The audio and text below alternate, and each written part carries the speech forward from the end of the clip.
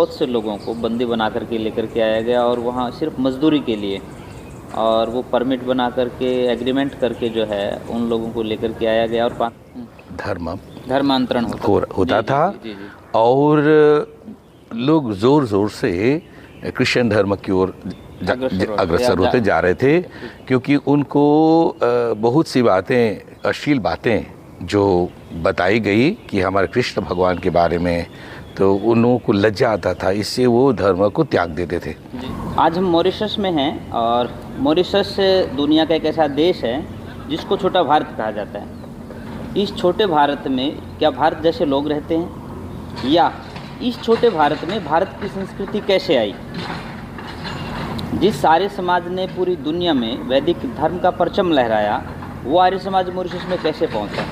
इन सब बातों पर विचार विमर्श करने के लिए आज हमारे साथ उपस्थित हैं मॉरिशस में धर्माचार्य के रूप में काम कर रहे शिव शंकर रामखिलावन जी। आचार्य जी, आपका स्वागत है आज के इस कार्यक्रम में। नमस्ते जी। आचार्य जी, हम सबसे पहले उनका व्यक्तिगत जीवन जो है वो कैसे आप आर्य समाज से जुड़े, ये हमें थोड़ी जानकारी चाहिए कि आप जो है वो आर्य समाज में कब आए और कैसे आए। ऐसा है कि मेरे पिताजी बचपन से समाज के साथ जुड़े हुए थे, ठीक है ना? ठीक है। और हम जब छोटे थे तो हवन में जाया करते थे जी। तो उस समय ये सत्य है कि हम यज्ञ के लिए नहीं जाते थे, न प्रवचन के लिए जाते, क्योंकि हम छोटे थे। जी जी। हम विशेष करके उस समय जो चाय मिलता था और जो प्रसाद मिलते थे बड़ा स्वादिष्ट पीने के लिए, खाने के लिए, तो हम बच्चे उस समय उस कारण चले जाते थे। जी, ठीक है ना? अब उस जाते जाते धीरे धीरे वो आर्य समाज का प्रभाव पड़ने लगा, धीरे लगा, ठीक है ना? और हम उसमें आते रहे। तो ये कौन से सन की बात रही होंगी, कब कितने? हम आपको लगभग 1970 की बात बोल रहे हैं। 1970, लगभग 50 साल पुरानी बातें, 50-52 साल पुरानी बातें जो है। ठीक है। आप आर्य समाज में आए क्योंकि पिताजी आर्य समाज में थे, तो दूसरी जानकारी मुझे ये भी चाहिए, क्योंकि पिताजी जब आर्य समाज में थे इसका मतलब एक तो बात साबित हो गई, ठीक है, कि आर्य समाज यहाँ 50 साल से भी ज़्यादा समय में है। ठीक है। हाँ। तो आपको क्या लगता है कि आर्य समाज मॉरिशस में कितना पुराना होगा, कब आया होगा आर्य समाज? 1900 में भारत से एक टोली आए थे, उसमें कुछ सिपाही आए थे और उन सिपाहियों ने 2 विशेष ग्रंथ लाए थे। एक था संस्कार विधि और दूसरा था सत्य प्रकाश। और उस समय मॉरिशस में धर्मांतरण होता था।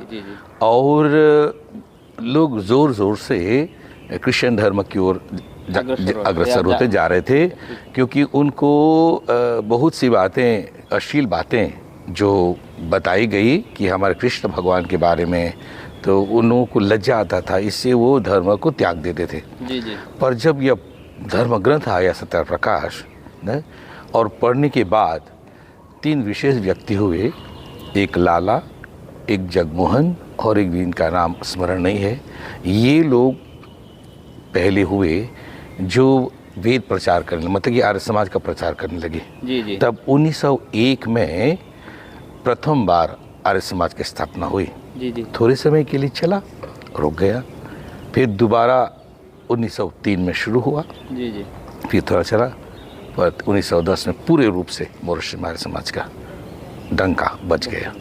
ये वो काल था जब पूरी दुनिया में ही आर्य समाज बिल्कुल चरम पे था, चाहे भारत की बात करें चाहे भारत से बाहर की बात करें, क्योंकि ये काल 1901, 1902, 1903 ये एक ऐसा काल था जब 1902 में स्वामी श्रद्धानंद जी ने गुरुकुल कांगड़ी की स्थापना की और वहाँ से कितने ही क्रांतिकारी बाद में निकले। ये वही दौर था जब हॉलैंड में केन्या में कुछ लोग गए और वहाँ पे भी वैदिक धर्म का प्रचार प्रसार हुआ।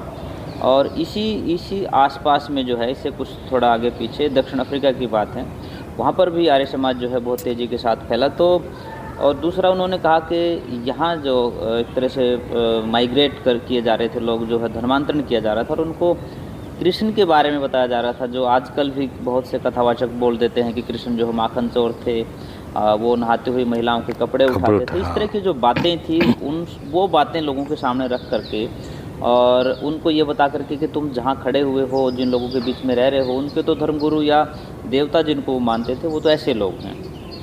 पर जब आर्य समाज के लोग यहाँ पे आए, संस्कार विधि यहाँ पे आई और सत्यार्थ प्रकाश यहाँ पे आई, विशेष तो करके उसके बाद जो है लोगों में एक भाव बदला और आर्य समाज का प्रचार यहाँ पर तेजी से फैला। अब हम जिस संस्थान में बैठे हैं, ये आर्य सभा मॉरिशस का एक अच्छा एक ट्रेनिंग सेंटर है, डॉक्टर चिरंजीव भारद्वाज आश्रम के नाम से। तो डॉक्टर चिरंजीव के बारे में भी बहुत से लोग बातचीत करते हैं कि उन्होंने भी काफ़ी बड़ा योगदान किया है आर्य समाज के लिए। हाँ, ये सही है कि डॉक्टर भारद्वाज जी यहाँ मॉरिशस में आकर के बहुत प्रचार किए न, और वो डॉक्टर होते हुए भी उन्होंने आर्य समाज का प्रचार किया।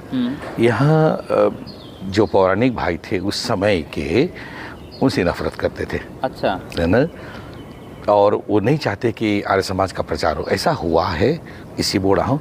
और विशेष हमारे डॉक्टर चिरंजीव भारद्वाज का ये कहना है और ये सत्य है कि जो अंग्रेजी में हमें लाइट ऑफ प्रूफ मिला है वो यहाँ दिखना आरंभ किया, स्टार्ट हुआ है।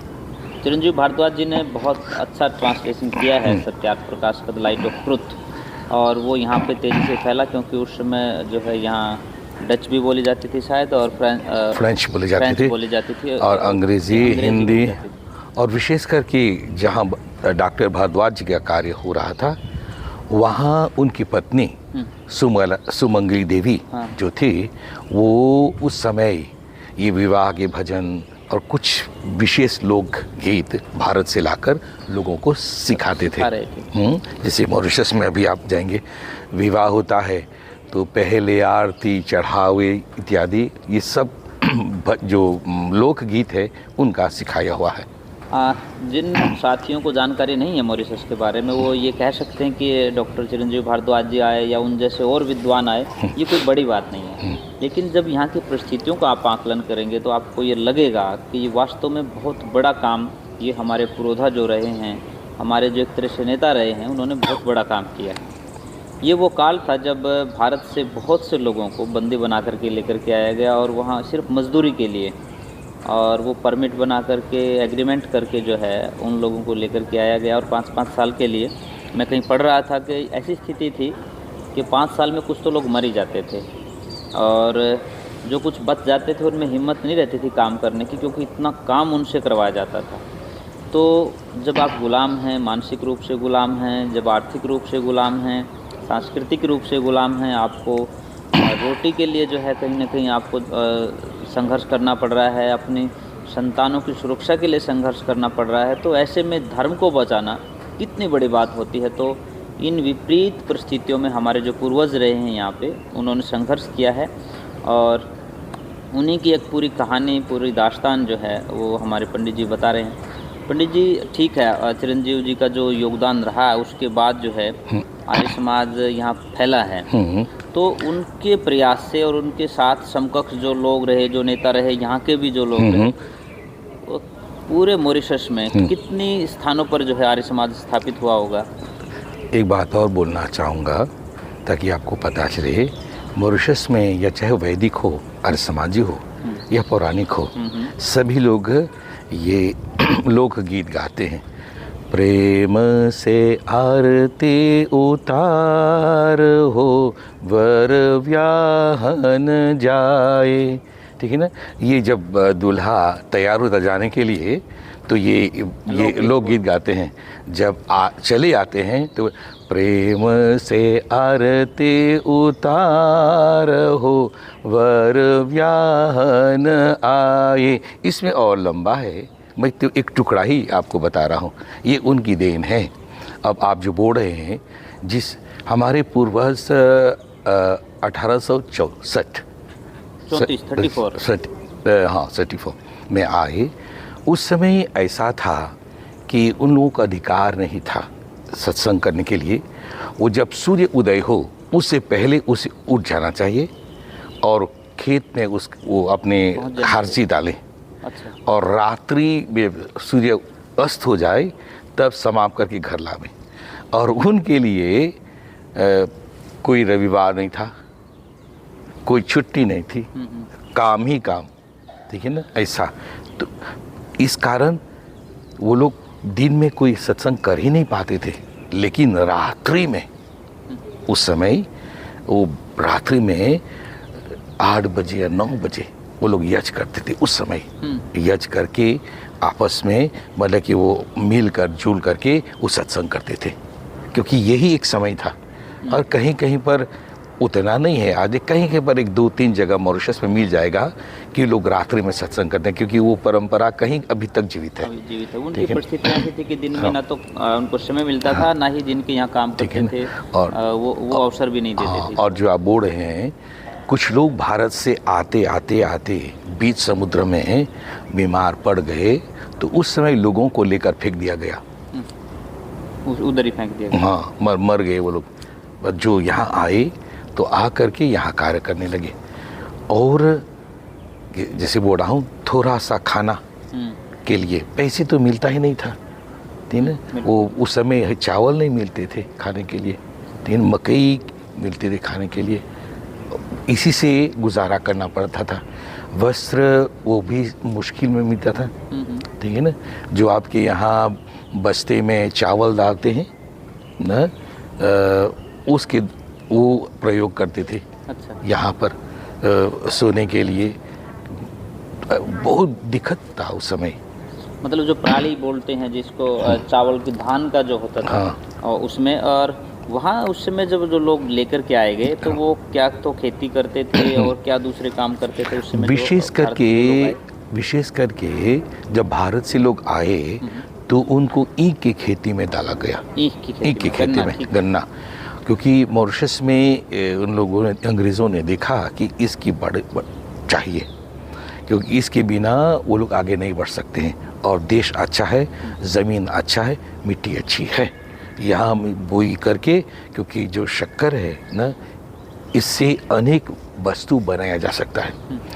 इसीलिए मॉरिशस, यदि कोई प्रश्न करता है, कितने लोग ऐसे हैं जो मुझसे प्रश्न करते हैं कि आपके देश में क्या है, तो मैं कहता हूँ यहाँ ईख है, तो और दूसरा मैंने कहा पर्यटक है, तो देश आगे बढ़ सकते। हाँ, क्योंकि जो इंग्लैंड है, हमारे शक्कर को अच्छे दाम में खरीदते थे, एक्सपोर्ट होते हैं, बिल्कुल अच्छे दाम में। और विशेष करके जो यहाँ के शक्कर है वो ग्रेड 1 थे उस समय, अभी भी है। अभी भी शक्कर को 3-4 भागों में विभाजित करके वो लोग बेचते हैं।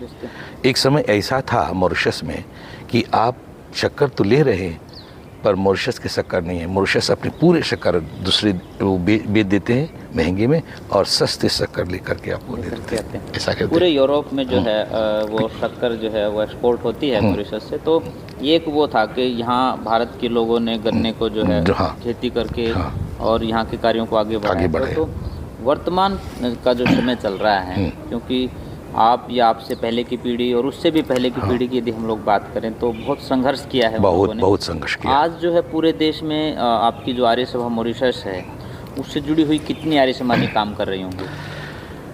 अभी ऐसा कह सकते हैं कि भारत से जब लोग विद्वान आए, अनेक विद्वान आए, बिल्कुल। उन्होंने एक बात कही कि आप तो कार्य कर रहे हैं, अच्छा है, लेकिन आपको राजनीति में जाना चाहिए।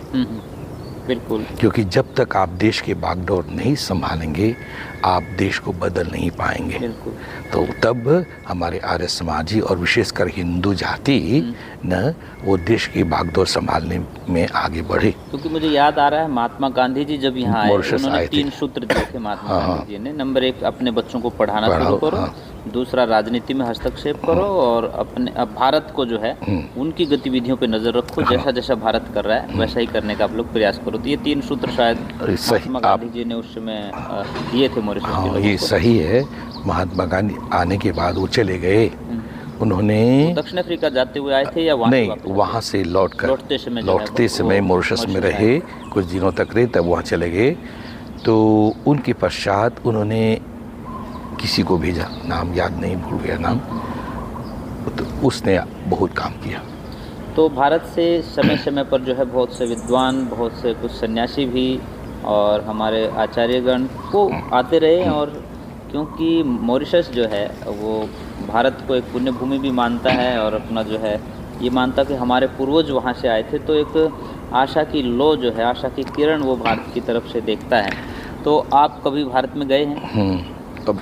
भाग तो गया हूँ, हाँ। लेकिन मॉरिशस की बात बोलना चाहूँगा। अच्छा, ठीक है। कि हमारे मॉरिशस में जो हमारे आर्य नेता पहले हुए, उनका नाम था मोहनलाल मोहित जी। हाँ, मोहनलाल मोहित जी, बिल्कुल।